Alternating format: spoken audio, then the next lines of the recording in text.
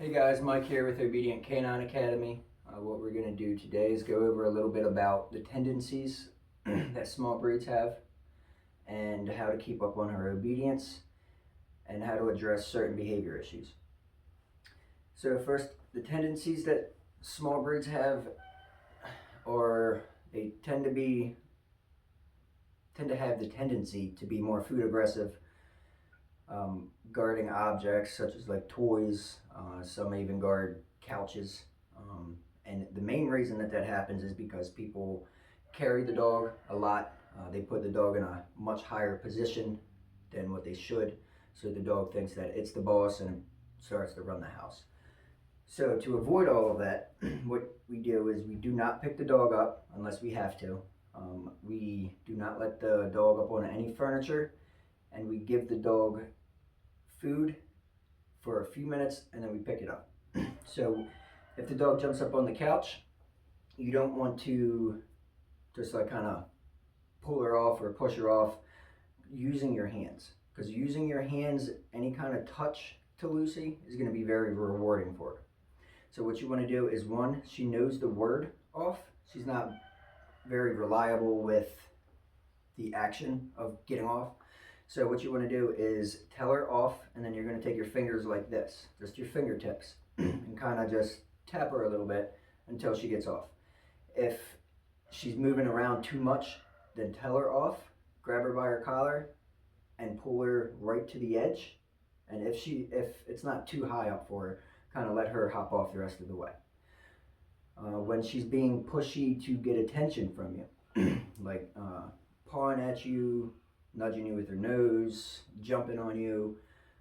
If she's jumping on you, like on your legs, kind of move your leg out like this. You're not aiming to hit her, you're just trying to push her off a little bit. The second that she hits the ground, all fours, you're going to go down and be like, good girl. That way she understands that coming to you for attention in the manner that she is jumping on you is not how she's going to get the attention. She's going to slowly figure out that if she comes to you and just sits there, then she'll get the attention. Or at least comes to you and just stands there, she'll get that attention. So we don't want to pick her up. We don't want to allow her to come to us and basically beg us for attention. After she understands that she can not get on the furniture, that she can't paw on you guys, then we can start allowing her to get up on the furniture. The jumping, that's more of a personal preference. I don't like any dogs jumping. But if you want to allow her to like hop up on your leg, that's fine. After she understands that she can only do it when you're allowing it. All right. So for the commands, the sit, down, stand, and place. All of those we went over in the previous video. That's going to be pretty simple. Just throughout the day, do 3 to 5 minute segments of training.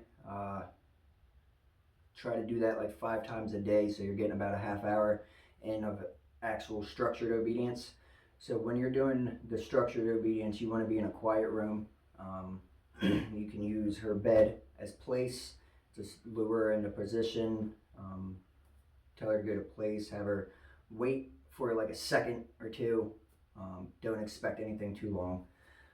And then when I give her back to you guys after the next 2 weeks, then we're going to do a lot more with all of those commands: the sit, down, place, and stand. We're going to start getting her to listen at a further distance and around more distractions. So for now, just very basic, quiet room. Just lure her in a position about a half an hour a day. When she's running around the house, try to always have a leash on her. I know sometimes that can be hard. If you can't watch her, then put her either in a crate or in the little gate thing that you guys have. That way she's not developing any bad habits that you guys aren't aware of. That's basically it. We want to, big thing actually, we want to avoid any real corrections at this point. The reason being, we want her to be an active dog. So if we tell her to sit and she's excited, we want her to bounce all around and do all kinds of stuff, because what she's trying to do there is trying to figure out exactly what it is we're asking her to do. And the second that she does it, say yes, and then we give her a treat. I also don't believe I went over the marker word fully in the previous video. So what the marker word is that is an indication to her that the action that she's doing or that she just performed is why she's getting rewarded. So in other words, her butt hits the floor after I say sit, I say yes, the second her butt hits the floor, and then I give her a treat. You want to do that with everything that you're doing. So if, let's say for example, you're just walking through the house, you try to always have something rewarding on you, whether it be treats or toy, or just give her a lot of praise. So for example, if she's just walking next to you, you stop, she stops, just sits there and looks at you, be like, yes, and either go down and pet her. Ideally, you want to have that high value reward, like chicken or beef or something, and then give that to her. That way she knows following you and just sitting there when you stop is a behavior that you want. You do not want to, so back to correcting, right? If she's doing something such as chewing on like a table or something like that, you want to ideally redirect her, not yell at her for it, not correct her. So if she's chewing on your table, take a bone or a toy or something that she likes and just get her attention with that. You can tell her, like, Lucy, no. And then when she stops and looks at you like, what am I doing? Then, hi Lucy, just say something exciting and to get her attention to come to you. And then play with her toy, give her a bone, or at that point just put her in the your little pen. Also, when taking things away from her that she's not supposed to be chewing, for example, she grabs a sock or a shoe, something like that. What you want to do, rather than coming up and just taking it from her, you want to walk up. You can either put your hand on or take your foot and just put it on top of it and wait for her to back up. By doing that, the dog is understanding that they are relinquishing the toy or object to you, and you're not just coming up and stealing it from them. What that does is that puts it in the dog's head that that object, one, is yours, and you do have control over everything. Because if, for example, in the wild, an alpha male is not going to come up to another dog and just steal his food and walk away. The alpha dog is going to walk over, stand there, and basically through body language and eye contact, stuff like that, that dog's going to tell the other dog, this is mine, you're going to back off. So that other dog does. And that's exactly what we're trying to mimic by doing it that way. If you come up and just take whatever the dog's chewing, even if it's something he's not supposed to be, what can happen is the exact opposite effect. So rather than the dog just, okay, accepting the fact that you're taking stuff from him, he can then start to guard those objects or guard different objects because he doesn't want you to steal it from him. So that's why it's very, very important to not pick him up, not allow him on furniture, not steal things from him, and why it's important to communicate in a way that the dog understands. Because the way that we communicate with each other and the way most of us communicate with dogs aren't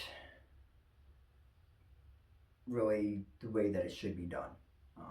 We communicate with dogs in general the same way that we do with people. And it's very, very different in the way that we handle things between dogs and kids or other people. So we need to make sure that we set the boundaries, keep up with the obedience, no over loving, like not a lot of picking up, stuff like that. If the dog gets scared or injured, so if the dog gets injured, you don't want to run over to him and you're like, oh my God, are you okay? I mean, unless it's like a really serious issue, like he breaks a leg and it's very noticeable, then just do what you got to do. But if he um, gets like a bee sting or just slides into a wall and yelps or something like that, check him, make sure he's okay, but don't make it seem to him like something's wrong. Because, for example, with a kid, if they stub their toe and they look at mommy or daddy for help, basically, and one of them is like, "Oh my God, are you okay?" The kid's gonna start freaking out and crying. Whereas if they do that and the parents like, "You're all right, buddy. You're okay. Just walk it off." Most of the time, unless it's a serious injury, the kid's gonna just move on.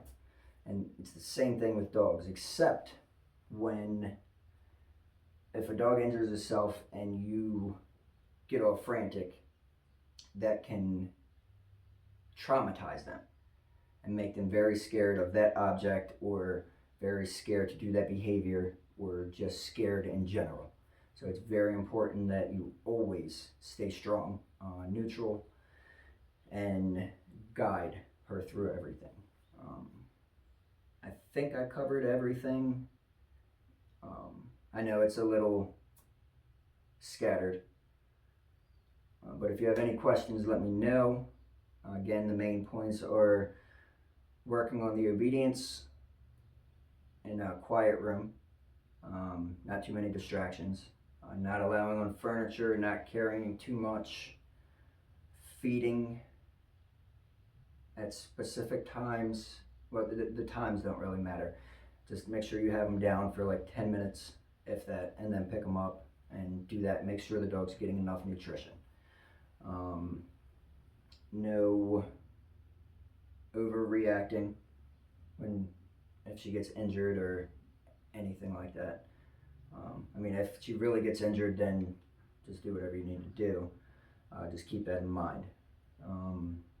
No real corrections, and especially no using your hands to correct, because what that's going to do is that's going to make her shy away from your hands, and then also as she gets older, it's going to be you're going to have to correct her more harsh. Whereas if we don't yell at her, we don't use any real force right now, when we raise our voice in the future, she's going to be like, oh man, whoops, and then she's going to pay attention. So again, if you have any questions, let me know. And sorry, this video is a little scattered. But yeah, just let me know if you have any questions. I'll be looking to get her back in about 30 days or so. So around like the 22nd of January, roughly. Just let me know if that works for you. If not, we'll figure something out.